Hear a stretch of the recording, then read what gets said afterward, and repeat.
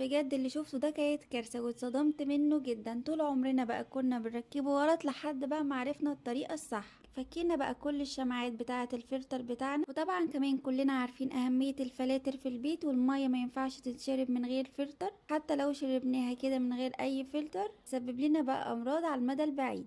وبص بقى الشمعة اللي لونها بني دي مفروض يكون لونها أبيض، يعني دي بقى كلها رواسب كانت في المية. المهم بقى بعد ما فكينا كل الشمعات طبعا رميناها على طول وغسلناه بقى كويس جدا، وجبنا بقى الشمعات الجديدة. هما بيجوا 4 مع بعض وبيقعدوا بقى 6 شهور. الأزرق والأخضر بيكملوا ال6 شهور عادي جدا، أما بقى اللي لونها أبيض بتتغير كل 3 شهور. الطريقة بقى الصح تركيبه إنك بقى تحطي شمعة رقم 1 وشمعة رقم 2 وتقفليهم بقى كويس جدا، وبعد كده بقى تشغلي المية. ايوه تشغلي المية قبل ما تحطي شمعة رقم 3. واول بقى ما المية يبقى لونها ابيض حطي بقى الشمعة رقم 3 وسيبيها شغالة لمدة دقيقتين.